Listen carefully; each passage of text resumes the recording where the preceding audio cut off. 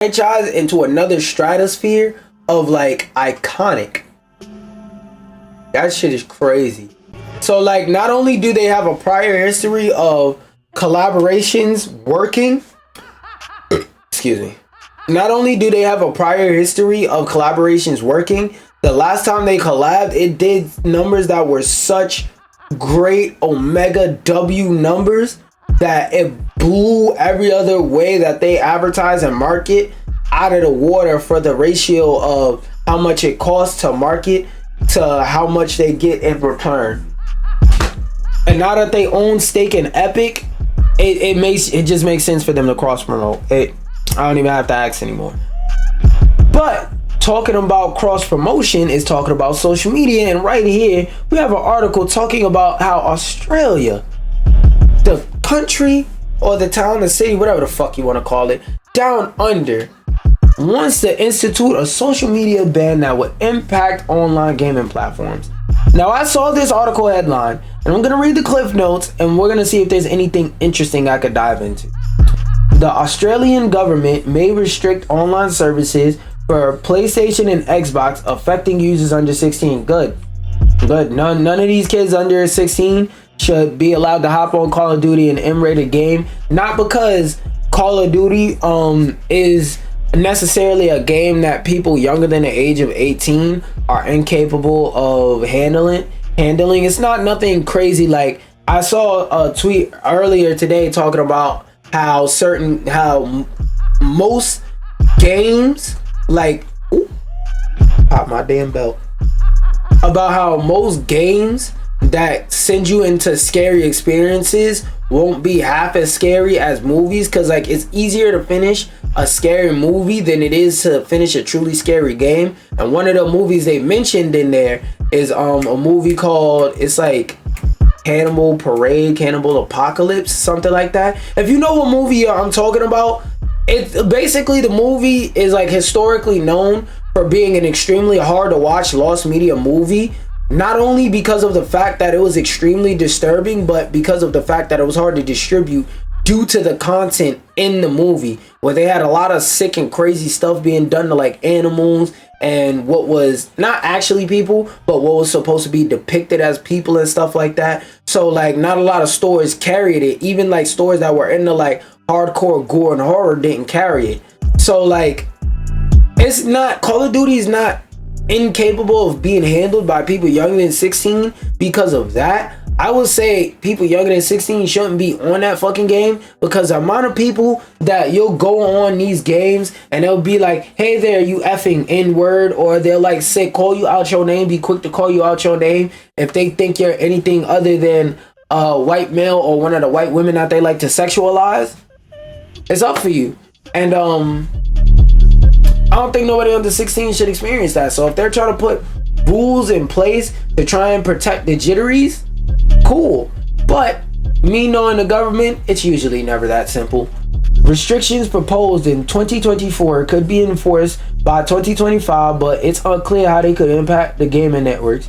The ban will result in companies being fined, not individual users. Ooh, so they said, PSN, we find out that you just put on your website a little slider or a little yes or no box where you click, are you 18? Yes. Are you 18? No. That we gonna get your ass up out of here. We gonna fine you. We gonna put the responsibility on you. And from an accountability perspective,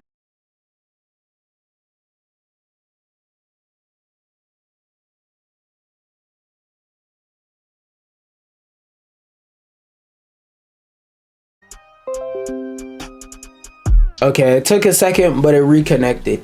This is another reason why I don't stream on TikTok, because as you can see, I'm going back and forth where my fucking computer is just doing whatever the fuck it wants to do. It's weird. It's weird. Whenever I stream on TikTok, it does this now. My bandwidth will go up and down on this computer, and it'll randomly start to disconnect and reconnect. And my other videos, y'all sometimes might see audio and visual glitches, but that's just the way that Twitch encodes the video. Bro, it never disconnects though.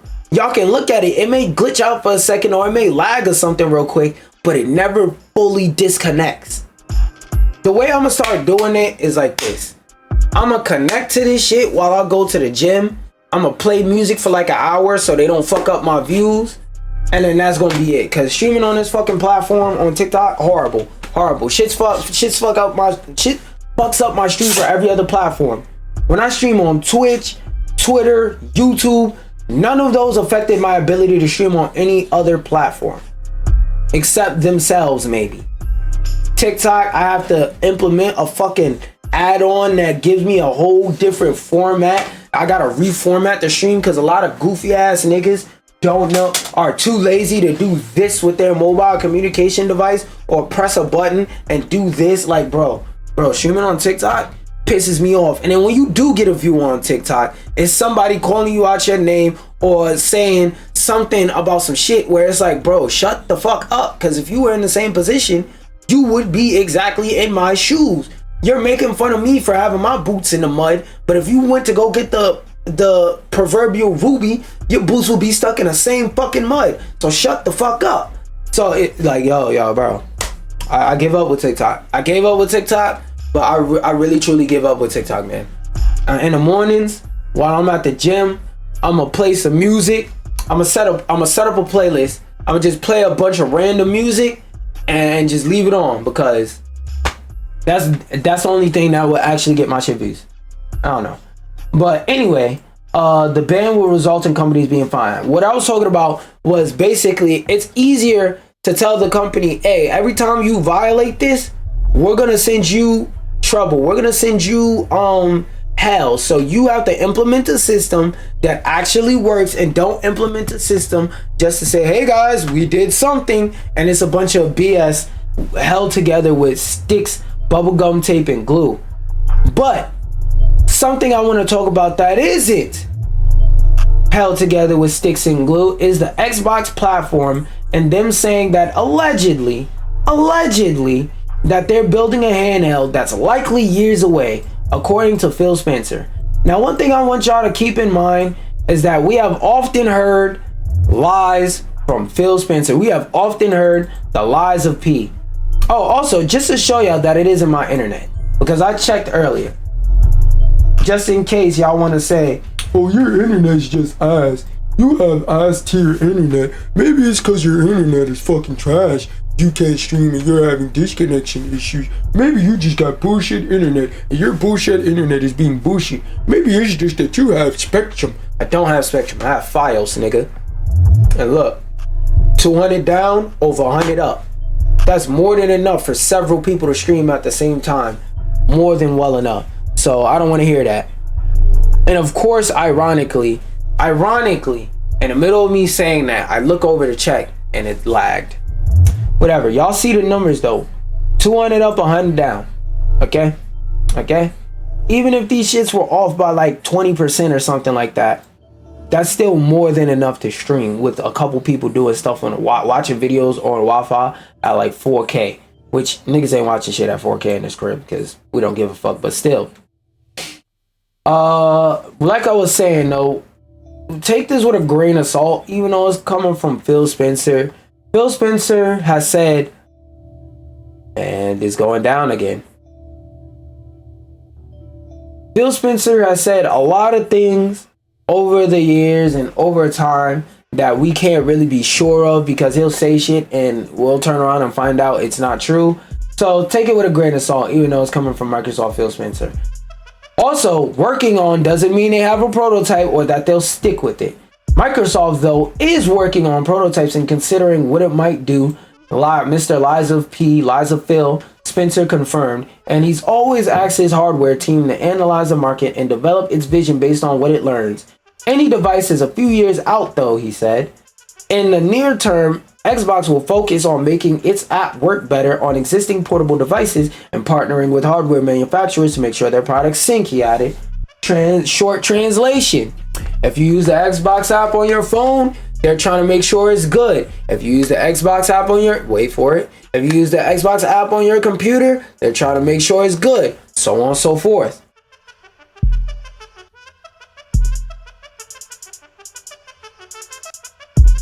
In the near term, blah, blah, blah.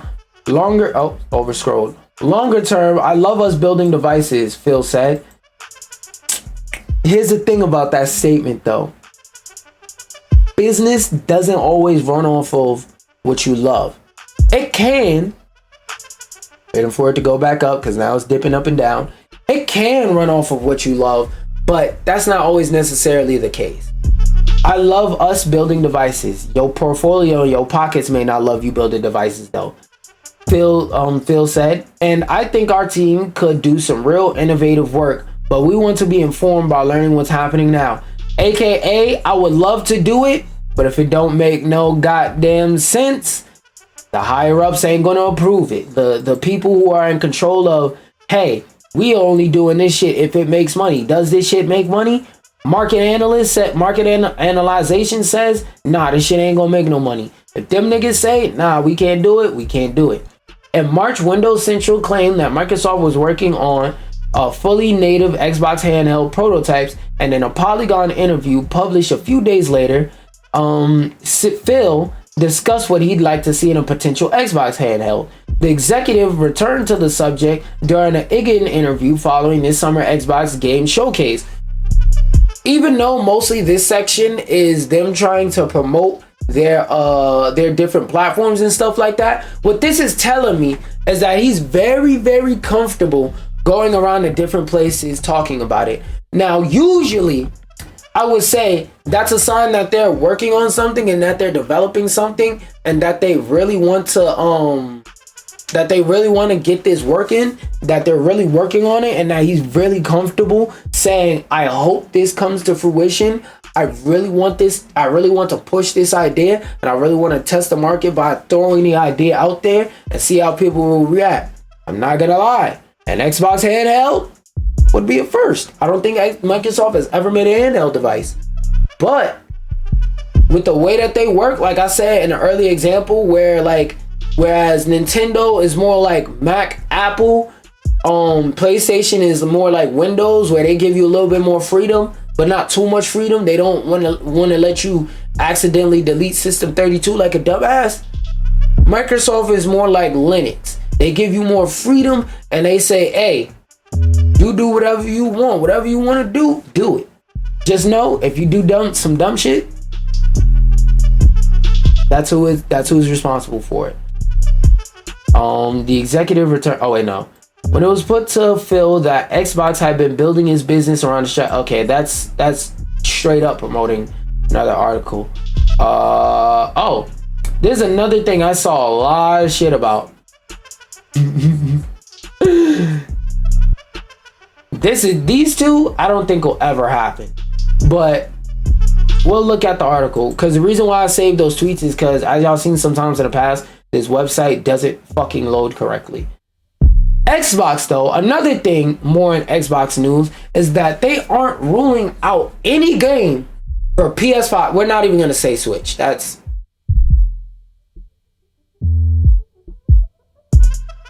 wait for it. Give it a second. Damn, bro. Where the button at? I pressed it like 20 minutes ago.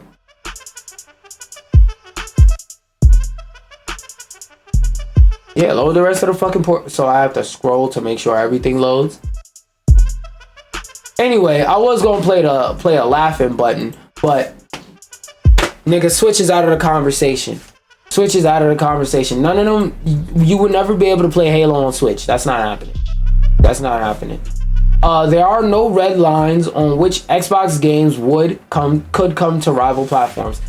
Basically, what I think he's saying with this statement is there's no specific deal where we sign the rights with companies saying that this game can literally only ever be published on Xbox consoles. That's what I think he's saying, but we'll read it. We'll play along and read to see if that's what he's saying. But Microsoft announced Doom: The Dark Ages for Xbox, PC, and PS5, and concerned that there will be a PlayStation 5th edition of Indiana Jones, and it will be released next year. Speaking in the same interview with Bloomberg, Phil reportedly said he was pleased with the results of the first wave of multi-plat releases. AKA, in case you're not understanding, no fucking body has an Xbox. Nobody wants to play Xbox games on PC, but everybody wants to play Xbox games on PlayStation. Because if it's one thing that statistically PlayStation niggas do, it's not buy PlayStation games, it's buy Xbox games. So he said, hey, nobody's buying our games on PC, nobody's buying our games on Xbox, but they are buying our games on PlayStation. So business-wise, he went, is it smart to keep putting our game, to keep excluding our games from a platform where people who actually want to buy them could buy them? No, right? So let's put more of them there. Fuck it. And he's saying that, hey, we got free reign to put anything we want there. Essentially, as far as he basically hit him with a, as far as I know, we can put any fucking thing we want on PlayStation. There's nothing stopping us other than us not wanting to. Cause let's be real, you think if the Halo comes to PlayStation, that there aren't going to be some people who play PlayStation and don't have an Xbox that wouldn't buy it and play it for the novelty? You think if Halo Infinite for free came to PlayStation 5th edition, some people wouldn't at least play it for the novelty? Phil reportedly said he was pleased with the results. And another thing he said is, I do not see any sort of red lines in our portfolio that says, thou must not. Adding that it was too early to make a decision on the next version of Halo, made by Flop for Flop Studios. I still don't understand how Flop for Flop Studios is in charge of that damn game, but whatever. Phil previously said that he wouldn't ever want to rule out any game coming to another platform, and it was claimed that Xbox is considered bringing a newly remastered version of Halo Combat Evolved to PlayStation. What? Where is this coming from? Who said that? Pull up this article right where y'all getting this quote from? It says that one game, several titles as being multi-platform.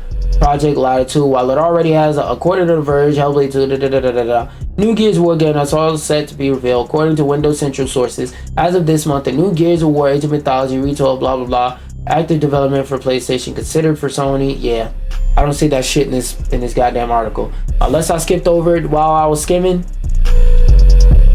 I don't see that quote, nigga. Where'd you get that shit from?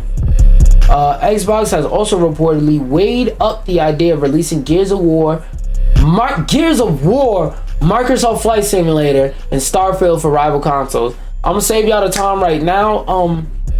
Y'all might be able to get a few more sales with Flight Simulator. Y'all will get a lot more sales with Gears of War as long as it's the new Gears of War E-Day. Don't bring over Starfield. And I'm not saying that because I believe that nobody likes Starfield. The few people that do like Starfield either have it on PC or have an Xbox. More likely have it on PC. Don't do that to yourself. Phil told The Verge in February, I don't think we should as an industry ever rule out a game going to any other platform. I think you should. I want to bring back exclusives because I think we have an article for it today, but I saw something about one of the three real exclusives to PlayStation 5, BBL, what was the actual name of that game? Fucking BBL Blade. Oh, Stellar Blade is allegedly coming to PC next year. So now that console only has 2 exclusives, one being a game that mechanically will probably never come to PC because of the thing with the controller and gyro and all of that, Astrobot, and a game that released that nobody gave a fuck about called Rise of the Ronin, which, just to show y'all, I can say that y'all not talking about me on this one. Look at this case. I actually got the fucking game. I actually got the game. So I could talk shit, and I actually have leeway to say this is a game that nobody wanted. PlayStation has no exclusives. Right now, if you're a gamer, if you're really, really, really a gamer, like not even gamer on a budget, if you're a gamer, period, build a PC. Like real shit. Like there's no reason to buy a PlayStation There's no reason to buy an Xbox. There's the only console worth buying right now is a Nintendo Switch. Not only because of the portability, but because of the actual exclusives in its library. And not only that, another reason to buy a Nintendo, even with a Nintendo Switch, I'm gonna be real, the best way to play Nintendo games is on your fucking computer. So really, you only have to buy, only game on Nintendo Switch to me is like Animal Crossing, Mario Kart, and what's the other one? And Smash. That's all the Switch has to me. That's why I rarely touch mine. But still, even still, the best way to play Switch games is on PC. YK. So most people, you're not gonna play your Switch game. You're not. You're just not. You're gonna buy it. You're gonna play Smash, or you're gonna buy it. You're gonna play Mario Kart, Mario Party, and then you're gonna cut the shit off for the rest of the month until your friends come over again. One thing that doesn't have something to do with my friends come over is the Fallout TV show, and why, according to GamesRadar.com, we all wonder why there's no Fallout game announcement to go with the Fallout TV show. But this great man that we could trust everything he says, Phil Spencer, says it was a good thing. That gave us some creative liberty.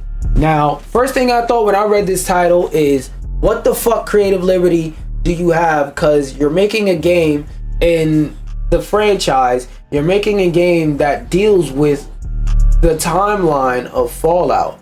It doesn't have to, you don't have to directly touch on the sole survivor. You may be able to hint to one of them, because like I'm a big fan of Fallout lore. When it comes to Fallout, gameplay wise, I fucking hate almost every last one of those games. The only one I could tolerate is 4 and 76. It is so much bullshit, and the way to get to actually playing the fucking game of 76, I don't give a shit. It's an online, first off, I don't like RPGs like that. Then on top of that, the shit's an online RPG. That shit's not fun to me. Anyway, I love the lore of Fallout. I could tell you the name, the general vague name of the protagonist from every Fallout game, because a lot of people who may have played 1 or 2 Fallout games may not know that every Fallout game, the protagonist has a unique name for that game that they're referred to in the lore, in the overall lore as. For example, in the first Fallout game, what was you? You was, in the first Fallout game, you were the Lone Wanderer. In the second Fallout game, you're the Chosen One. In the third Fallout game, Fallout 3, you're... No. In Fallout 1, you're the Vault Dweller. And 2, you're the Chosen One, because that one, society already started outside the vault. And 3, you're the Lone Wanderer, because you left the vault to look for your dad. And play Fallout New Vegas! You're the Courier. And Fallout 4, big 111 here.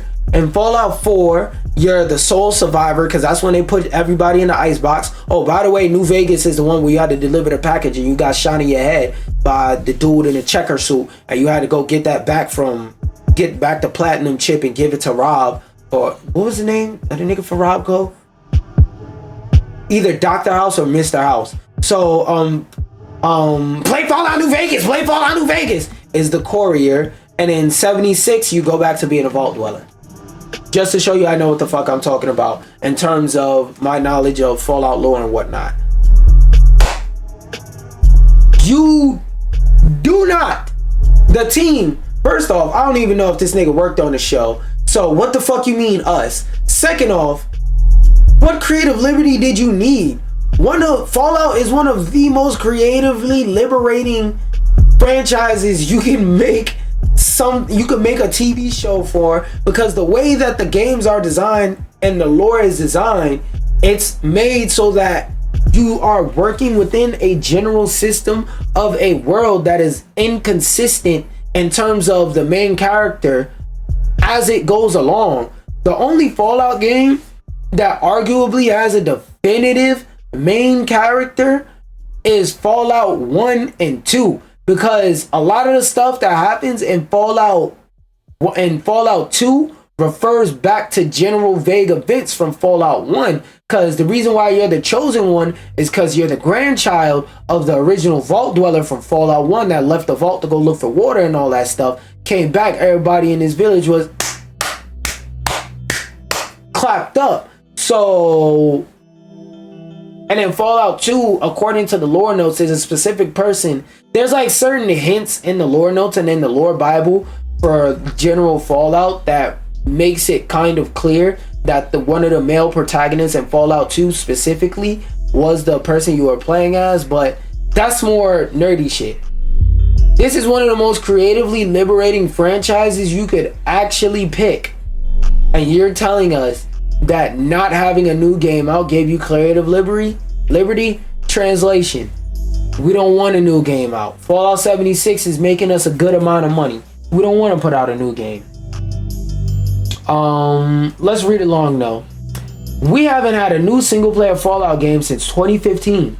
Let me reread that sentence. We haven't had a new single player Fallout game since 2015. And when Fallout 4 came out, when did 76 come out? No, that's Shelter. Fallout 76 flopped onto the scene in 2018. So that's 18 and 19, 20, 1, 2, 3, 4. So that's 6 years. That's about 6 years since we've had the last Fallout game release, period. And it's a live service game that nobody wants to play. We haven't had new single player Fallout games since 2015 when it's spelled wrong. When the fourth entry to the Fallout series, fourth mainline entry edition to the Fallout series came out. Sure, we've had the mobile Shelter, doesn't count. And the live service Fallout 76 double doesn't count. But neither of those are single player RPGs that Bethesda is known and loved for, such as Flopfield. An Inverse article reporting on an annual Paley International Summit in New York states that Mr. Phil gave a reason why there wasn't a game to go along with the show. We didn't have a new game lined up for the launch, Phil Spencer says. I actually think it gave us some creative liberty that we wouldn't have had if we tried to coordinate the production of two very different creative processes to land at the same time. Again, Fallout is one of the most creatively liberating franchises that you could have chosen. Because like another thing about this is it feels like they expected this to be a quick little cash grab to give them like a little 100,000 selling the rights to make a show or something like that. Well, not 100,000, probably like 100 million or something like that, to sell it to somebody who wants to make the rights for the show real quick, make a little quick buck. That's what it feels like they was doing, or it feels like somebody gave them a really good pitch and they said, fuck it, at minimum we'll get free promo for Fallout. Fuck it, we ball, let's do it, let's go for it. And it just blew their expectations out the water to the point to where they went, whoa, people actually like this. People are saying this is potentially one of the greatest video game live action adaptations. What? Deadass? Y'all like it? Like he was so surprised that people liked it that they had nothing to make with this. I mean, nothing to put with this. So this whole creative liberty, blah, blah, blah, blah, blah. I don't believe that shit for one bit. That's not why. You didn't expect this shit to do well. You expected 10 people to watch this shit, and you expected to make a fucking hamburger money off of this damn show. One way the Fallout show goes in a different creative direction than the games, though, is its use of flashbacks. Executive producer Jonathan Nolan tells Inverse, for the most part in games, it's a little bit harder grammatically to flashback. What? In a show, you can flashback and explore that world beforehand. It's not harder to flashback in a game. It's equally as hard to fuck up the lore with a shitty flashback in a game as it is in a TV show. It's been done multiple times. For example, even though I like the flashbacks in The Last of Us 2, there was a lot of people that said they hated that shit. I think most of the hate for the flashbacks in Fallout 2 comes from the fact that you still gotta play as Abby, a bitch that nobody wanted to play as. In a show, you can flashback and you can explore the world beforehand. Same thing in a game. Just because it's easier to do in one medium than the other doesn't mean that it can't be done well in another medium. It's one of those things that I love most about season 1, and we will be doing more of that in season 2. Hopefully they don't go overkill with it. So expect to learn more about the ghoul, who a lot of people wanted to get down and dirty with. What? People wanted to fuck Cooper the Ghoul, his impotent ass? Walter Goggins is aware that people are thirsting over his Fallout character. Hold on. Wait, no. I need to pull up a full image so y'all can really see. Cooper the Ghoul. So you telling me the Tutis is thirsting over this? Where is it? Open image in new tab. You telling me the Tutis is seeing this Call of Duty zombies ass image, and they're going, I hope so. He can come get me anytime. His name Cooper the Ghoul. He can't have kids. Ooh. I want to have his baby, even though he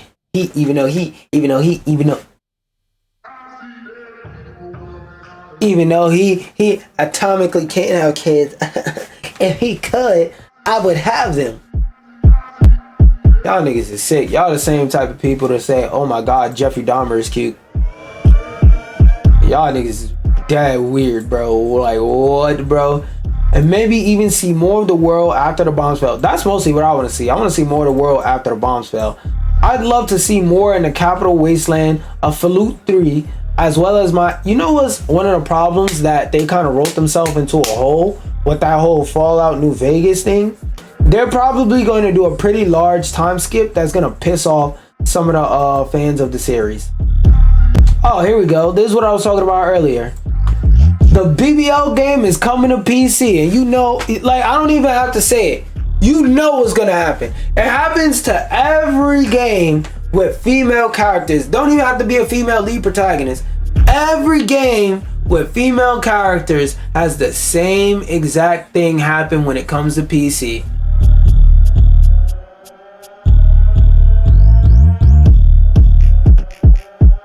Yes, you're thinking of it. Yes. That thought in your head? Oh, no way, that's what he's saying. Yes, that's exactly what I'm saying. That's what's gonna happen as soon as this shit comes to PC. But let's read more. SIE published Stellar Blade launched exclusively to their 5th edition of the PlayStation in April and sold more than 1 million copies in under 2 months. Excuse me. Iken's Stellar Blade review returned to 7 out of 10. Blah, blah, blah, blah. We don't give a fuck. We don't give a fuck what Iken says. Since then, Shift Up, which is the name of the studio, has continued to update the game, and they even added crossover DLC with other video game franchises, only Nier Automata. In its financial report, Shift Up said that Stellar Blade's launch sales continued at a stabilized level, although it failed to provide an updated sales figure. Iken's basically saying, hey, them niggas could be copping out their ass, but this what they said. They basically said, I don't know if it's true, but what he said was, yo, why y'all being messy? Oh my gosh, why y'all being so messy like that? It did, however, provide revenue directly attributed to the game. 25.8 billion won. Approximate won. I was about to say won. Wait a minute. Did they sue somebody? But 25.8 billion won, approximately 18 million USD freedom bucks. During the quarter, Stellar BBL came out from April to June, and 22.5 and 16 million freedom bucks during the company's third quarter, July to September. That's a total of over 34 million freedom bucks at the end of September. For context, their other game, mobile action RPG, Goddess of War Nikke. Wait, is that dress up game?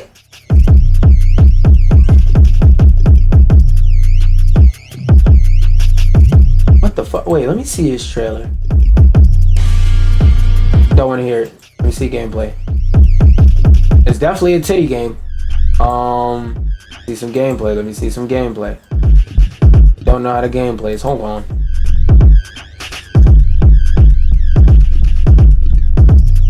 Let me look it up on Google Tube video.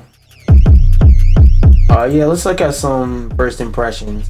Let's look at Big Bro's first impressions and see if there's some gameplay in here. What is going on, FG3000? Back in the place to be in. I don't want to hear your voice respectfully. Let's see what the gameplay is like. All right, bro. I'm trying to looking at the UI and shit, and I'm looking around the screen, and you know what this game is made for? This game is made for the dude to go and maybe a couple of them chicks going to that stud bash that went viral. That's happening in Baltimore to sit there and go flick flick flick flick. This is a gooner game if I ever seen one, nigga. This is a gooner game if I ever seen one. You supposed to be shooting ships and niggas is over here shooting cum to this game. All right, Brody. If y'all gonna make a game, like, god damn, bro. If y'all want to make a porn game, just make a porn game. God damn, stop making all these softcore porn games. Be a real man and make them bust some titties out. Like, god damn, like at least make the shit not safe for work. God damn, lean into the shit. Anyway, it's crazy that their first game was that fucking shitty ass gooner game. Going from that to Stellar Blade, a AAA release. For context, Shift Up's other game, Gooner game, made 50 million during the same 2 quarters, while on the other hand, Stellar BBL made 30 million. I'm not surprised. We looked at the gameplay of that game for about 7 seconds. We know why that shit makes more money.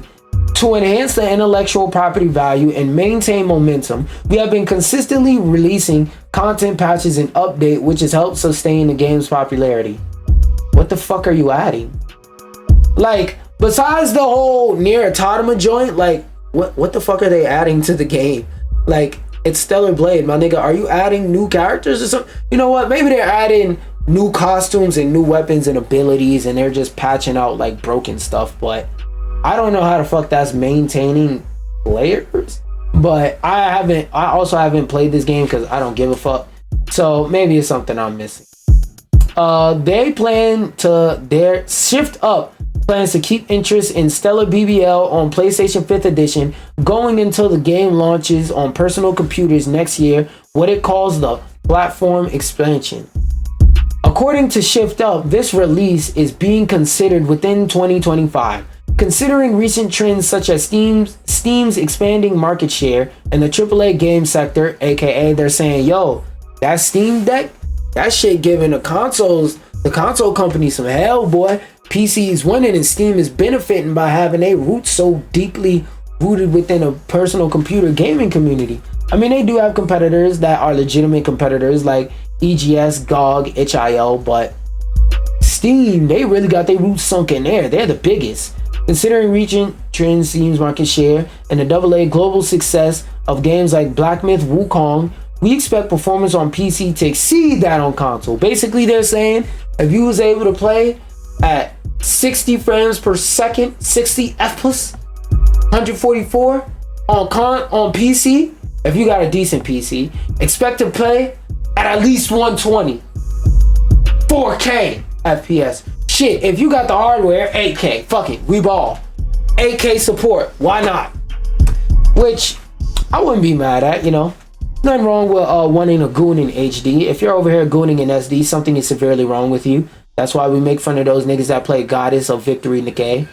In July, Shift Up raised 320 million in its first day of trade after its initial IPO, according to Bloomberg. That was the largest in the country for a gaming company since 2021, when PUBG maker Krafton raised 3.8 billion from its own IPO.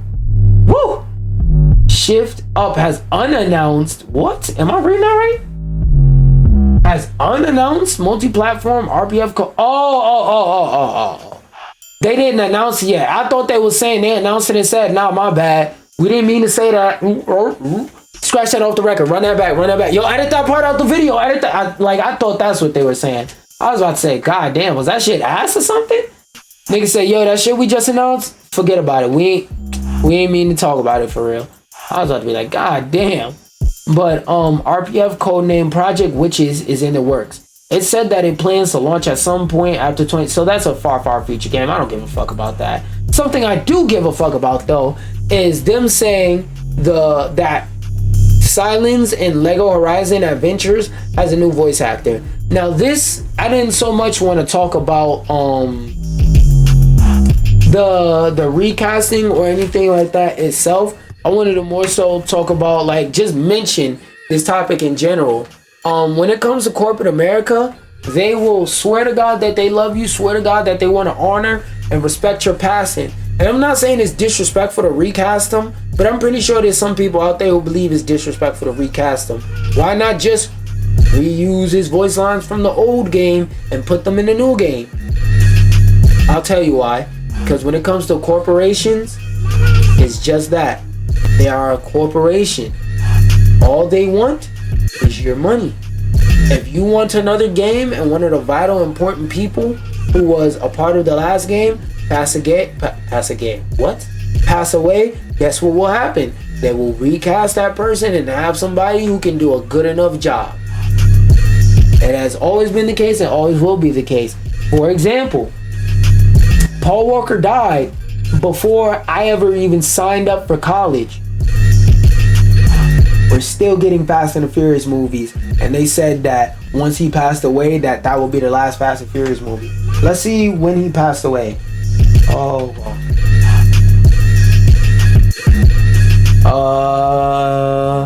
This nigga passed away in 2013.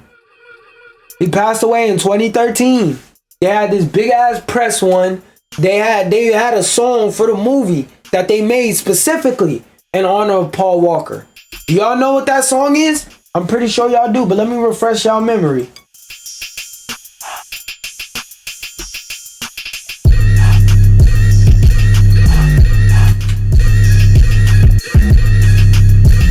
Just to show you that it's what I'm talking about. As soon as I search Wiz Khalifa Paul Walker song, this song pops up. Hold up.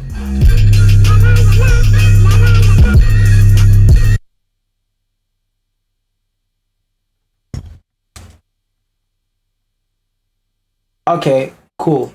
It's muted, but just to show y'all a little snippet.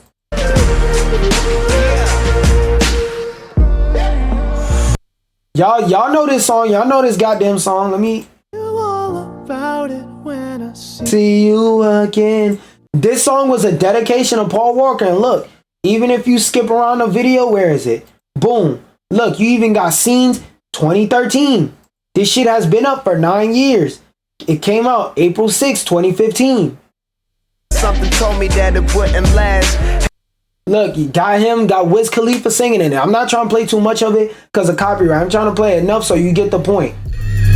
When Paul Walker passed away, they said, we swear to God, we're not doing no more Fast and Furious movies. Well, when did the latest Fast and Furious film release? Fast X 2023. Furious 7. That was the movie they released after he passed away. That was supposed to be the last movie. But mysteriously in 2017, they released The Fate of the Furious. They released F9. They released Fast X. And it was some more shit in here. I remember they released Shaun and Hobbs. Okay, so Fast 7, The Fate of the Furious, F9, Fast X. There's also supposed to be Fast X 2, Fast and the Furious Part 10, Part 2, and then Fast and the Furious Part 10, Part 3, and these are just the mainline movies. This does not count television. Oh, apparently there was also a fucking TV series that ran from 2019 to 2021 on Netflix. Nigga passed away in 2013. The movie that they worked on from when he passed away in 2013 released in 2015. And 2020, 2019, 2021, they released 6 fucking seasons of this show. I just realized that. They released 6 seasons of a show and a franchise they said they were going to end after he passed away. Now, I'm not saying the series shouldn't have moved on or nothing like that. I'm not saying they should have cried over it for fucking ever. That's not what I'm saying. What I wanted to point this out for is I wanted to point it out to you, the viewer. Because like I say, the thing I like to do with this page is I like to arm people with knowledge. Because the only way you can fight against an oppressive system and blah, blah, blah, blah, blah, all that preachy shit, the only way you could get the one up is by knowing what you're fighting against. Knowing is half the battle. G.I. Joe! And I want you to G.I. know that when it comes to these companies, they only think you're a piece of property. You're only as valuable as how much money you can make for it. And the amount of money that the Fast and Furious could, and continues to make compared to the honor it would have taken in ending the franchise right there and blah, blah, blah, blah. The money heavily outweighed how much people really cared about his honor. Because I remember when that shit happened, niggas was swearing to God, I never watch another Fast and Furious movie. What? Paul Walker died and they shit, they never making another Fast and Furious movie. I never watch another one. Well, statistically speaking, as time goes on, each of those movies keep making more and more and more and more and more money. So some of you niggas is liars. It's like that old saying. Transgender porn has 1 million views. If 5 million people say I don't like watching transgender porn, a fifth of you niggas is lying, because there's way too many views for everybody to just not be watching the shit, just not be interacting in the shit. Now, I'm not one of them go woke, go broke weirdos. That's a phrase that I just like because it's memeably funny, but at the same time, it's so fucking real. Like, and it applies to this situation. The numbers of how much money they made in ticket sales, merch, fucking selling you popcorn buckets, video games, collaboration crossovers with fucking Saints Row or the Fortnite or whoever the fuck they did a crossover for. The amount of money they made doing that stuff versus the amount of money that they should be making if niggas was really standing on what they was saying and not watching these movies, not taking a shorty to watch a movie, none of that. It don't add up. It don't add up. The numbers don't add up. And I will say, like my father always taught me, men lie, women lie, numbers can always be manipulated. But numbers can only be manipulated if you don't understand the context of which those numbers are to be presented in. And within context, there's no manipulation here. Some of you niggas got to be lying. It has to be. That's the only case. Because like I said, if it's 5 million people saying we're not watching this, and 1 million people went to go watch it, or 1 million people have watched it, that means at minimum a fifth of you niggas is lying. That being said, that was just a quick thing I wanted to rant on real quick. I didn't want to get too deep into it, but something I do want to dig a little bit deeper into, maybe go a lower level with it, maybe even to a secret level, is about the secret level Concord episode. And look, I know. Y'all are tired of me saying Concord did not die, it was killed. But I'm definitely not tired of saying it. And somebody who doesn't understand why Concord died was the secret level producer who said there was no nicer, more invested group of developers than the team on Concord. And while that may be true, that the environment... Wait, hold on, let me unplug something. While that may be true that there were reports that came out that the people who worked on that game as a passion project, and that some would even say that they were toxically positive, that don't sell games, my nigga. Being nice to people don't sell games. And like somebody in the comment section where I got this post from said, like, put it in the best way possible. I low-key should have saved the tweet so I could read it word for word, but basically what they said was something along the lines of, I would rather a bunch of jerks make a Space Marines 2 than a bunch of nice, deserving of success people make a Concord. Why did that person say that? Well, niggas don't care how fucking nice you are when you make the game. Because, for example, if you go to Arby's and a nice fine shit shorty is sitting behind the counter, because that's the new way niggas is saying baddies, fine shit. If some fine shit is sitting behind the counter, I don't give a fuck. Niggas is still not eating at Arby's. Niggas might trip out for a second and think about it, but then they gonna be like, nah, I can't do it. At the end of the day, that's still Arby's. Oh, you almost got me. You almost got me with them hips, shorty. That little brown skin, them dress swinging down. Oh, you almost got me, shorty. Hey, look. I eat your ass, but I'm damn sure not eating no fucking Arby's burger. Hell no. And it's like, yo, it doesn't matter how nice you are, how cool you are. One thing I learned the hard way, and this is me speaking from experience, is that nobody gives a fuck. Like, for example, niggas knew Diddy was doing weird shit for all these fucking years.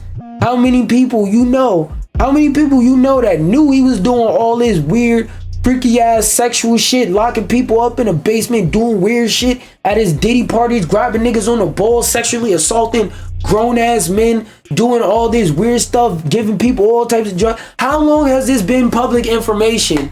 And every time somebody pass away, you hear that fucking song he made with Biggie.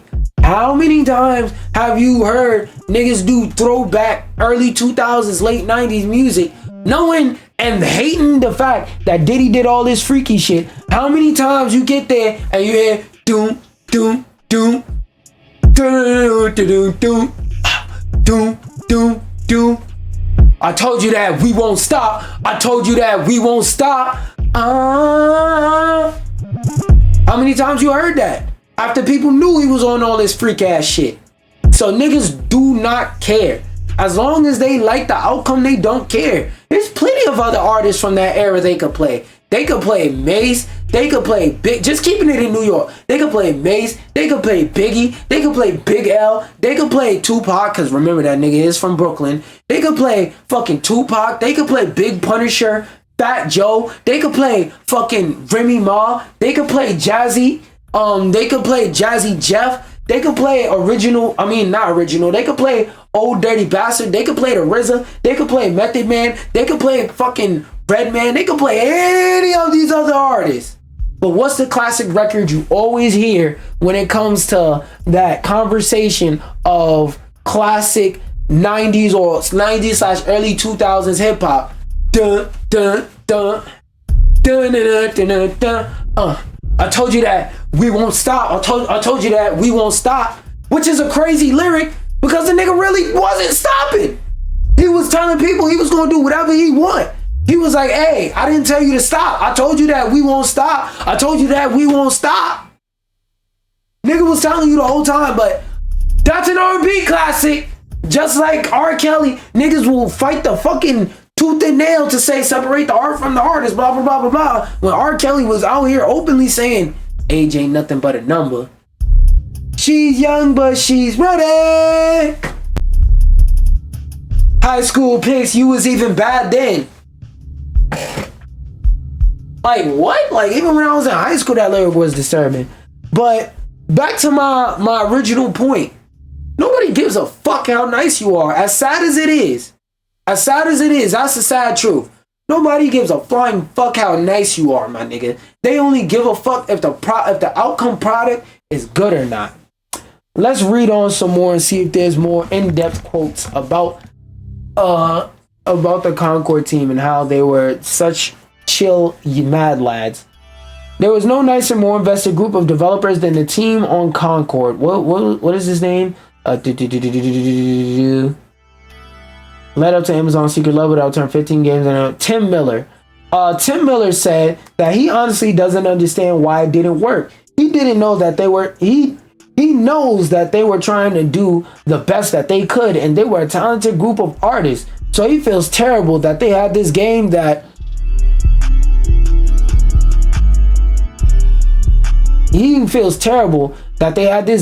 inarguably flopped.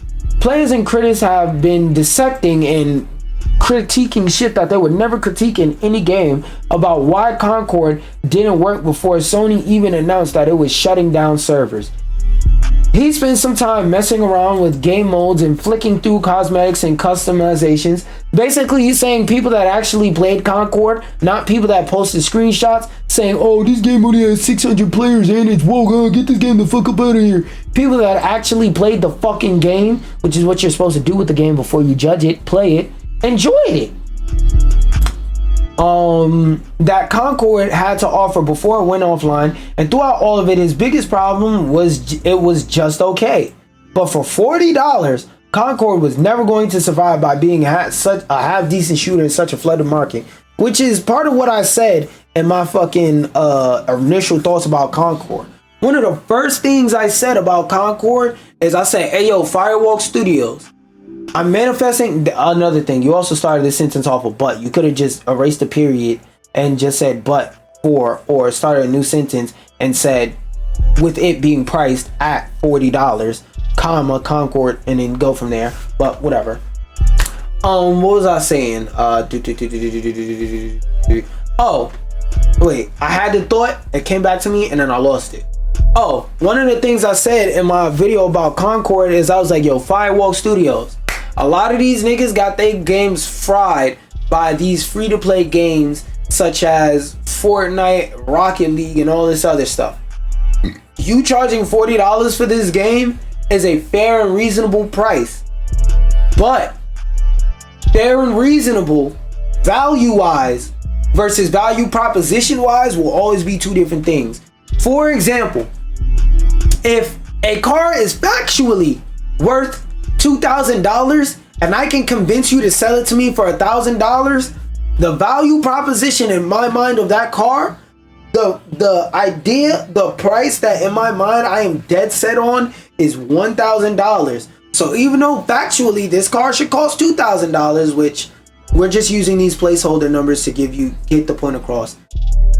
If this car is actually worth $2,000 and in my mind it's worth $1,000, and in his mind it's worth $1,000, and his mind is worth $1,000, and her mind is worth $1,000, and they them's mind is worth $1,000, and this and he them's mind worth $1,000, even though the car is factually, provably, due to the standards of the industry, provably worth $2,000, people are only gonna be willing to pay $1,000 for it, and they're always gonna try and talk you down to get you as close to $1,000 as they possibly can. And honestly, as a consumer, I can't even be mad at you, because why would I be mad at you for trying to save money? If something costs $2,000 and you can fairly get it for $1,000, why wouldn't you go for the cheaper option? Keep some of that money, keep that $1,000, and go take your broke ass and buy a PS5 and stop holding gaming back.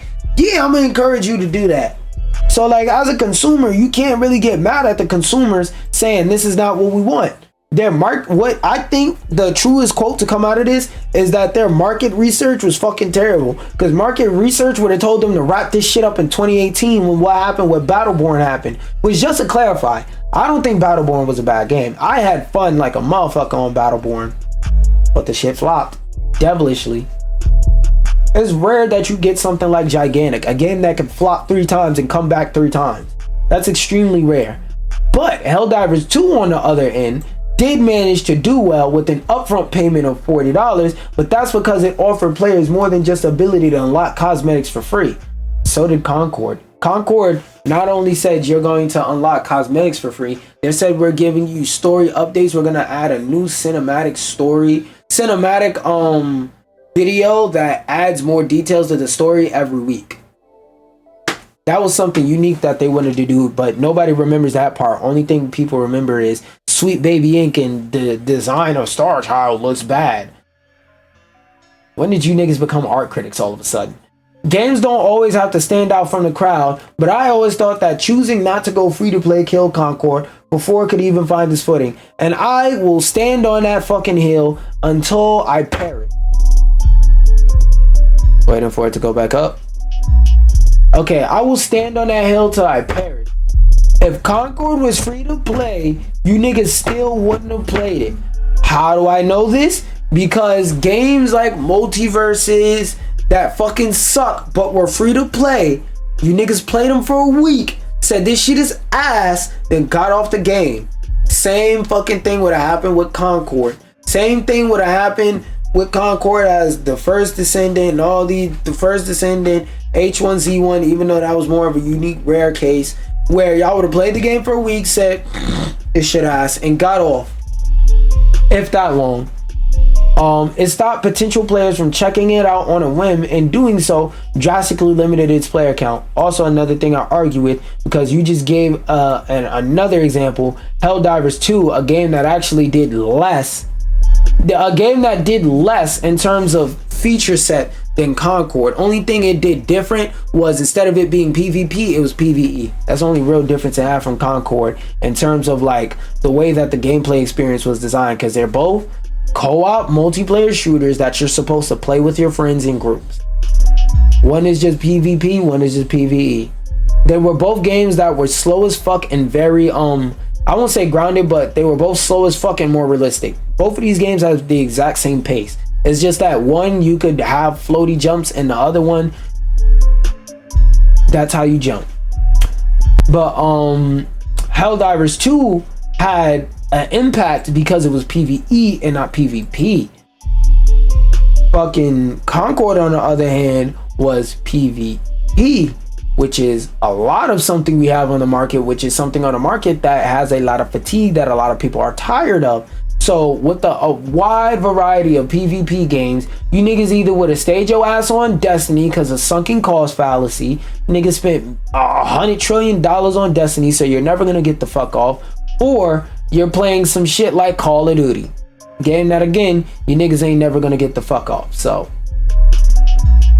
I struggled to find a game in Concord's launch week with ridiculously low player counts, which is fucking crazy because the player counts of the first week of Concord were the same numbers as the player counts in the beta of Concord. And y'all could go look at my footage, my raw footage from when I played that shit on stream. I didn't have any trouble getting into a fucking match. So I think, I don't know.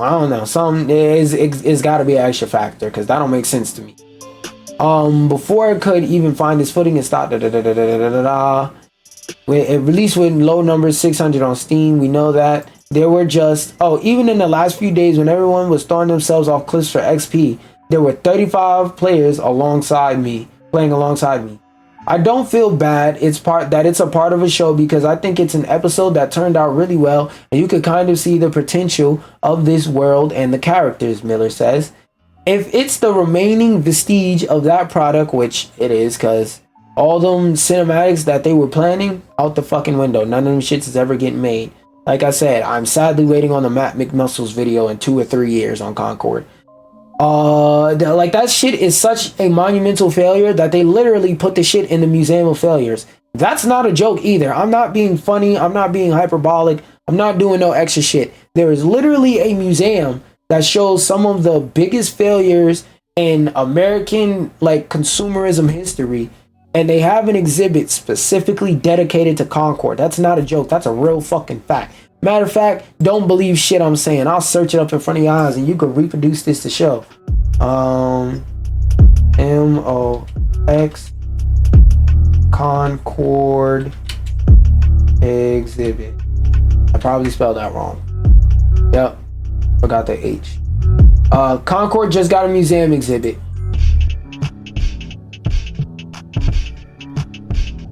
I recently learned that there's a museum out there called the Museum of Failure that houses some of the most ambitious catastrophes of all time. You know, people who came up with some wacky inventions that they thought they were gonna make it big, only to realize that they're not gonna revolutionize the world, they're just speedrunning bankruptcy. This type of And just a speed pass. Where is it? Where's the exhibit? Oh yeah, he shows some examples, blah blah blah. Y'all could go watch this full video if y'all want, but I just want the part where it shows you Concord on stand, like it shows you the Concord CD in the fucking case inside the museum. Where is that shit at? Was that not in this video? Let me see if I can find an image of it. Museum. USEM. Stop making fun of me. Concord Museum exhibit. Museum of Fail.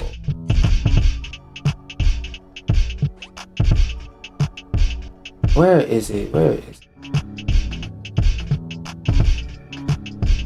Is this a museum? Look, the Museum of Failure official website has a section dedicated to Concord.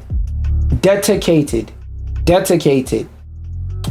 Digital disasters. Look, on the official website, you go to digital disasters, one of the first 4 things they got up there, Concord. Alongside the Rabbit R1 and the Humane II pin and the Philips CDI1, right there, Concord.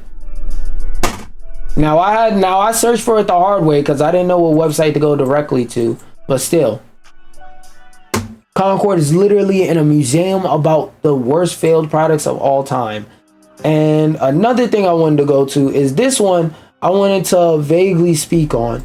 If any of you know about Dragon Age, the hair in it for the black characters is really fucking cool. Now I'm not gonna read through this article.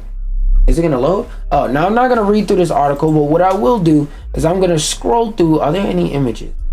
Look, like the hair for this game is so freaking cool, and it's not popping up. It's so freaking cool. Like it, like though. Let me see if I can find it.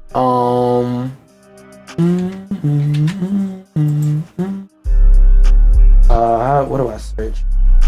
Dragon Age all hairstyle. Let me see if I can find a video.